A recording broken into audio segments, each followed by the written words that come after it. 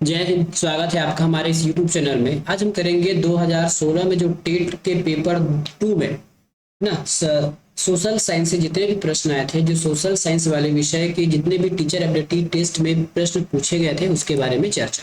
ठीक है, इससे पहले हमने इसका एक पार्ट डाला है, वो नहीं देखा है तो देख लीजिएगा। सिंपल इसमें आपको जो ऑप्शन बताया गया है कि जो आंसर लिया गया है, कोई विद्यार्थी यदि इस चैनल पर नए हैं तो याद रखिएगा, जब भी हम इस प्रकार के प्रश्न सॉल्व कराते हैं तो वो फाइनल की पर आधारित होता है। ठीक है, किसी प्रकार की कोई संशय मत रखिएगा। पूरे दावपत्ती करने के बाद व्यापम या फिर पीएससी ने उसका आंसर जारी किया है, उसके बाद ही आपको आंसर बताया जा रहा है।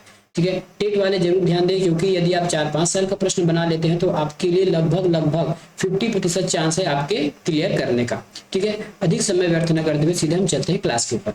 आज हम 121 प्रश्न से शुरू करेंगे, उससे पहले 120 तक हमने कंप्लीट कर लिया है, आज ही खत्म हो जाएगा आज के डेट में। ये प्रश्न को पढ़िए। प्रश्न लिखा है समाजशास्त्र शब्द के संबंध में, समाजशास्त्र शब्द के संबंध में निम्नलिखित में से क्या सही नहीं है। आपके ऑप्शन है ए, समाजशास्त्र के विभिन्न विषय संबंधित है। ठीक है, समाजशास्त्र के विभिन्न विषयों के संबंधित है। समाजशास्त्र व्यक्तिगत सब्जेक्टिव निकाय है। समाजशास्त्र विश्लेषिक तथा सृजनात्मक मस्तिष्क का आधार तैयार करता है, या फिर उपरोक्त में से कोई नहीं। तो इसका आंसर है समाजशास्त्र व्यक्तिगत सब्जेक्टिव निकाय है। ठीक है, अगला प्रश्न, नर्मदा जल विवाद उच्चतम न्यायालय को किसके तहत भेजा गया। नर्मदा जल विवाद उच्चतम न्यायालय को किसके तहत भेजा गया। तो ये उच्चतम न्यायालय के मूल अधिकार के द्वारा इसको भेजा गया, क्योंकि मूल अधिकार केवल व्यक्ति के नहीं होते, मूल अधिकार किसी स्थान, सरकार, किसी निकाय का भी मूल अधिकार हो सकता है, इसलिए वो मूल अधिकार के तहत भेजा गया है। अगला प्रश्न, भिलाई इस्पात संयंत्र की स्थापना किसके सहयोग से की गई है। ब्रिटेन, सोवियत रूस, जर्मनी या फिर फ्रांस। तो ये तो बहुत इजी प्रश्न है, सोवियत रूस के द्वारा भिलाई इस्पात संयंत्र का लगाया गया है। प्राथमिक स्तर पर इतिहास पढ़ाने की सबसे प्रभावी विधि क्या है। व्याख्यान विधि, प्रोजेक्ट विधि, कहानी सुनाने की विधि या फिर चर्चा की विधि। इसका आंसर क्या हो जाएगा हमारे पास, इसका आंसर हो जाएगा ऑप्शन नंबर सी। यदि आप इतिहास पढ़ाते हैं तो इसको ऐसा पढ़ाइए ताकि लोगों को खाने की तरह रुके और इसमें रुचिकर पैदा हो। किसी भी प्रकार की उबाऊ वाले यदि आपने उसमें डेट्स बता दिए, लड़ाई झगड़ा बता दिए, तो लोगों को इतिहास को लोग याद नहीं कर पाएंगे। एक कहानी के रूप में बताइए कि पिछले बार ऐसा हुआ था, फिर ये हुआ, वो हुआ, तो आराम से लोग पढ़ लेंगे इतिहास को। गुप्त साम्राज्य के पतन के निम्नलिखित में से कौन से मुख्य कारण थे। थोड़ा छोटा है कि थोड़ा बड़ा कर देता। ठीक है, ये देखिए, गुप्त साम्राज्य के लिए निम्नलिखित में से कौन से मुख्य कारण थे पतन के। तो पतन के कारण क्या होगा, हूण आक्रमण, उत्तराधिकारी का युद्ध, वाकाटकों का उदय, या फिर इनमें से कोई नहीं। तो इसका आंसर हो जाएगा हूण का आक्रमण की वजह से गुप्त काल खत्म हो गया। निम्नलिखित में से कौन सी पंचायती राज एक स्तर नहीं है। तो ग्राम पंचायत है, जिला परिषद है, पंचायती समिति है, नगर पंचायत नहीं है। ये हमारे अलग है पंचायती राज से। पंचायत जरूर लिखा है पर पंचायती राज के लिए याद रखिएगा। 1857 की विद्रोह की तत्कालिक कारण निम्नलिखित में से कौन सा था। चर्बी वाले कारतूस बचपन से पढ़ते आए हैं। भारत एक गणराज्य है, सॉरी गणतंत्र है, क्योंकि भारत एक गणतंत्र है। क्यों गणतंत्र है, इसका कारण बता सकते हो। हम प्रतिवर्ष 26 जनवरी को स्वतंत्रता दिवस मनाते हैं, तो ये गलत है। अब देखिए, यदि फूट वाले प्रश्न होते हैं ना, तो हम इसको कैसे छांटते हैं, इसको देखिए, मैं थोड़ा छोटा कर दिया हूँ। हमको पता है कि एक गलत है, तो एक जहां भी उसको काट दीजिए, एक जहां भी दिखे उसको काट दीजिए। तो एक ऑप्शन में यहाँ पे हमने ऑप्शन नंबर ए को बस इलिमिनेट कर पाया। ठीक है, आगे चलते हैं। भारत में कोई पद वंशानुगत नहीं है, तो ये बिल्कुल सही बात है, कोई वंशानुगत नहीं है। राष्ट्रपति का हर 5 साल में चुनाव किया जाता है, क्योंकि हमारे वो प्रथम व्यक्ति होते हैं भारत के। विभिन्न पद निर्वाचन से भरे जाते हैं, ये भी बिल्कुल सही है, क्योंकि क्योंकि ये राजतंत्र है नहीं, तो निर्वाचन से ही भरे जाते हैं। भारत में संसदीय व्यवस्था है। ठीक है, भारत में संसदीय व्यवस्था है, ये नहीं होगा। राष्ट्रपति पद निर्वाचन से भरा जाता है, ये सही है। गणतंत्र दिवस के लिए एक नई तिथि है, तो ये भी गलत हो जाएगा। तो 6 नंबर कहाँ पे इसको काटते जाइए 6 नंबर को, तो 6 नंबर आपके IBI कहाँ पे, इसी में 6 नंबर नहीं है। ठीक है, तो हमारा आंसर हो जाएगा ये आपके संसदीय व्यवस्था वाले आंसर को काटते जाइए, ये भी गलत हो जाएगा। संसदीय व्यवस्था इसमें भी दिया गया है, इसमें भी दिया गया है, हमारा ऑप्शन नंबर सी सही हो गया। ठीक है, ऑप्शन नंबर सी सही हुआ। तो क्यों गणतंत्र है, क्योंकि भारत का कोई पद वंशानुगत नहीं है, चुनाव होता है। प्रत्येक पद लगभग जितने भी पद है वो निर्वाचन से भरे जाते हैं, और राष्ट्रपति का पद निर्वाचन से भरा जाता है। इस वजह से ही भारत एक गणतंत्र है। इसका आंसर है। अब हम क्वेश्चन बड़ा कर लेते हैं। पवन निक्षेप में कौन सी स्थलाकृतियां निर्मित होती है? पवन निक्षेप से कौन सी स्थलाकृतियां बनती है? तो ये होता है आपका जलोढ़, हिमोढ़, लोएस या फिर सरोवरी मैदान। इसका आंसर हो जाएगा आपके पास लोएस मैदान। क्या हो जाएगा? लोएस का मैदान। औरंगजेब के दरबार में मनसबदार थे जैसी जसवंत, शुजात खां। ठीक है, इसका आंसर क्या हो जाएगा? ऑप्शन नंबर डी, सभी इसके मनसबदार थे, जैसे जसवंत सिंह या फिर शुजात खान। अगला प्रश्न, मौर्यकालीन इतिहास जानने के श्रीलंका के साहित्यिक स्रोतों का नाम है। ठीक है, तो ये कौन से स्रोत का नाम है? तो ये है आपका दीपांश महावंश। क्या है? दीपांश महावंश। निम्नलिखित में से किस क्षेत्र में मुगल संस्कृति ने भारत में स्थायी छाप छोड़ी?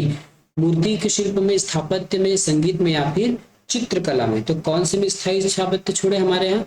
स्थापत्य के रूप में, मतलब भवन निर्माण, मंदिर निर्माण, भवन, मस्जिद, इन सब निर्माण के वजह से मुगल की स्थायी छाप छुटी हुई है। नगर पालिका परिषद के उपाध्यक्ष का त्यागपत्र कौन स्वीकृत करता है? कलेक्टर, अनुभागीय अधिकारी, दंडाधिकारी, उपसचिव, नगरीय प्रशासन या फिर उपसंचालक पंचायत? क्या पूरा गया है? नगर पालिका परिषद। नगर पालिका परिषद, इसका आंसर आ जाएगा कलेक्टर। कलेक्टर इसके त्यागपत्र को स्वीकृत करता है, या फिर मतलब क्या है, इसको त्यागपत्र स्वीकृत करता है। ठीक है, बाल्टिक पठार इस महाद्वीप पर स्थित है। बाल्टिक पठार इस महाद्वीप पर स्थित है, तो ये हो जाएगा आपके ऑप्शन नंबर बी, यूरोप में। कहाँ पे है? यूरोप में है। अगला प्रश्न, एक ही घर में 3 पीढ़ियों के लोग एक साथ रहते हैं, ऐसे परिवार को हम क्या कहेंगे? सामुदायिक, एकल, संयुक्त या फिर संगठित? ठीक है, तो इसके लिए हमारे पास नाम है संयुक्त परिवार। सब एक साथ रहते हैं। सामुदायिक तो आपके अलग अलग परिवार हो जाए, एक समूह हो गया। ठीक है, निम्नलिखित में से किन जिलों में मैग्नीज पाया जाता है? ये तो करंट का प्रश्न है, साथ साथ आपके अभी कभी प्रश्न हो सकता है। बस्तर और बिलासपुर। बस्तर और बिलासपुर। कौन 2 प्रकार का शपथ लेता है? राष्ट्रपति, उपराष्ट्रपति, मंत्री या फिर स्पीकर? इसका आंसर क्या होगा? 37 का सी, मंत्री। मंत्री, क्योंकि मंत्री जो है आपका कैबिनेट का विभाग है, साथ साथ संसद का विभाग है, तो ये गोपनीयता और के संबंध में ये 2 शपथ लेता है। ठीक है, वे 2 प्रकार के शपथ लेते हैं क्योंकि इनके पास दोहरा दायित्व है। एक मंत्री परिषद संभालते, दूसरा बात लोकसभा प्रति उत्तरदायी होती, इसलिए ये 2 शपथ लेते हैं। निम्नलिखित में से, हाँ यहाँ पे देखिए, कई बार अगर क्वेश्चन आपको पूछता है तो राष्ट्रपति केवल, है ना, केवल अपने पद का शपथ लेता है, गोपनीयता का नहीं लेता, क्योंकि राष्ट्रपति के पास वैसे भी कुछ भी नहीं रहता। और उपराष्ट्रपति भी गोपनीयता का शपथ नहीं लेता है। स्पीकर केवल और केवल अपने एमपी का शपथ लेता है। एमपी मतलब मेंबर ऑफ पार्लियामेंट, लेकिन मंत्री मेंबर ऑफ पार्लियामेंट के साथ साथ मंत्री होने के नाते गोपनीयता का भी शपथ लेता है। निम्नलिखित में से किस मुगल शासक के शासनकाल में भारत में तंबाकू की कृषि प्रारंभ हुआ? इसके शासनकाल में, तो ये जहांगीर के शासनकाल में। तंबाकू जहांगीर के शासनकाल में आया है। भारत का संविधान संघात्मक है क्योंकि, ठीक है, भारत का संविधान संघात्मक है क्योंकि शक्तियों का विकेंद्रीकरण किया गया है। ये बिल्कुल सही है। ठीक है, शक्तियों को 3 सूचियों में विभाजित किया गया है, इसके लिए संघात्मक नहीं है। ठीक है, न्यायिक पूर्णावलोकन का प्रावधान है, तो ये भी सही हो गया। उसके बाद देखिए, संविधान लिखित एवं कठोर है, तो ये भी सही हो जाएगा। तो इसके हिसाब से हमारा आंसर हो जाएगा ऑप्शन नंबर सी। अगला प्रश्न, म्यांमार में आए तीव्र भूकंप के कंपन कहाँ महसूस नहीं किए जा सकते? म्यांमार में आए तीव्र भूकंप के कंपन कहाँ महसूस नहीं किए जा सकते? तो ये आपके दिल्ली, कोलकाता, गुवाहाटी पास है। बेंगलुरु में नहीं कर सकते क्योंकि लगभग ये आपके प्रायद्वीपी हिस्सा है। ठीक है, प्रायद्वीपी भारत का हिस्सा है जो बहुत चट्टान के रूप में है। दूसरी बात, ये बहुत दूर भी है, इसलिए इसका आंसर हो जाएगा बेंगलुरु। अगला प्रश्न, भारत का संविधान कठोर है क्यों कठोर है? क्योंकि संशोधन की प्रक्रिया कठोर है। यदि आप इसका आंसर लगाएं तो संशोधन की प्रक्रिया आसान नहीं है। 2/3 2/3 बहुमत की आवश्यकता होती है। संशोधन प्रक्रिया तथा विधायी प्रक्रिया में अंतर है, तो संशोधन अलग होता है। विधायी मतलब नियम बनाना और संशोधन करना दोनों अलग अलग चीजें हैं। तो ये भी अलग है, ठीक है, बिल्कुल सही है। इसके बाद देखिए, अब संशोधन में राज्यों का भी भाग दिया जाता है, तो ये भी बिल्कुल सही है, राज्यों को भी इसमें संशोधन का भाग दिया जाता है। तो सरल तो है नहीं, कठोर तो है, ठीक है। अगली बात, संविधान में संशोधन की प्रक्रिया का उल्लेख है, इससे कोई मतलब नहीं है भाई, इससे क्या थोड़ी साबित होता है। संशोधन में संसद के दोनों सदनों को समान अधिकार दिया गया है, तो इससे भी कोई पता नहीं चलता कि कठोर है कि क्या, ये तो नहीं हो जाएगा, ठीक है। अगर है भी तो हमारे पास ऑप्शन में वैल्यू आ जाएगा, ऑप्शन नंबर बी, 1, 3 और 4। इस राज्य का प्रमुख खाद्य क्या है, इस राज्य मतलब छत्तीसगढ़ राज्य का, छत्तीसगढ़ राज्य का सबको पता है, सब छत्तीसगढ़ वाले, चावल। 1857 की क्रांति का तत्कालिक प्रभाव निम्नलिखित में से क्या था? भारतीय राज्यों की एकता, कंपनी शासन का अंत, उत्तरदायी शासन का सूत्रपात, उपरोक्त सभी। हो जाएगा कंपनी शासन का अंत। मुख्य प्रभाव क्या था, मतलब क्या करना था उसको, कंपनियों के शासन को हटाना था।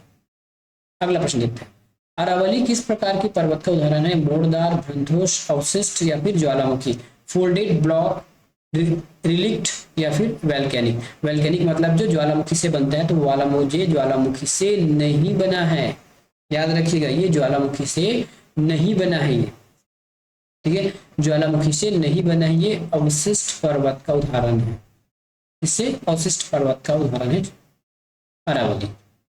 इस राज्य का निर्माण निम्नलिखित में से कौन सा व्यक्तित्व अछूत उद्धार के क्षेत्र में परोगामी था? कौन हो जाएगा इसका answer? Option number A, Pandit Sundarlal Sharma. इन्होंने ही रांची में एक मंदिर में अछूतों को प्रवेश कराया था, महात्मा गांधी के पहले।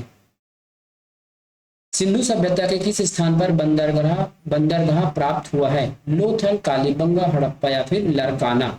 ये क्या हो जाएगा, आपको सबको पता है, ये लोथल में आपको बंदरगाह मतलब डॉकयार्ड मिला है। 1857 के विद्रोह के दौरान निम्नलिखित में से कौन सी दिल्ली में भारतीय सिपाहियों का नेता था? तो भारतीय सिपाहियों का नेता कौन था? बख्त खां। कौन था? बख्त खां। ये बख्त खां आ गया इसका आंसर। अगला प्रश्न, प्राचीन भारत के व्यापारी निम्नलिखित में से किस देश में व्यापार करने जाते थे? प्राचीन भारत के व्यापारी निम्नलिखित में से किस देश में व्यापार करने जाते थे? तो इसका हो जाएगा ऑप्शन नंबर डी, मिस्र जाते थे, रोम जाते थे, सिकंदरिया जाते थे, उपरोक्त में से सभी जगह जाते थे। वैदिक साहित्य के अनुसार जनता द्वारा जनता को दिए जाने वाले कर को हम बलि के नाम से जानते थे। देखिए बलि, आज में लोग किसी जीव को बलि, किसी जीव को काटते हैं, उसको बलि देते हैं, उस समय कर का नाम ही बलि था, पता नहीं आज ये लोग क्यों चेंज कर दिए। मुंबई से लौटते समय 9 अगस्त 1942 को निम्नलिखित में से किस स्थान पर इस राज्य के कांग्रेस नेता को गिरफ्तार किया गया? इसका आंसर होगा मलकापुर। कब? मलकापुर। कब किया गया था? 19 अगस्त 1942। इस मेरे ख्याल से भारत छोड़ो आंदोलन के आसपास का था, ठीक है। तो इस प्रकार से हमने आज 30 प्रश्न और देख लीजिए। देखिए इसमें हमने पेपर 2 के जो सामान्य अध्ययन का जो पेपर होता है लास्ट वाला, उसको हमने कंप्लीट कर दिया। इसके बाद आपके जो मैथ्स और साइंस वाला चैप्टर है वो बचा है, मैथ्स वाला और साइंस वाले चैप्टर को खत्म करेंगे, उसके बाद हम इंग्लिश, ठीक है। साथ में ये चलते रहेगा, अभी तक के जितने भी टेट के एग्जाम हुए हैं सबको हम आंसर बताएंगे। मिलेंगे नेक्स्ट वीडियो में, धन्यवाद।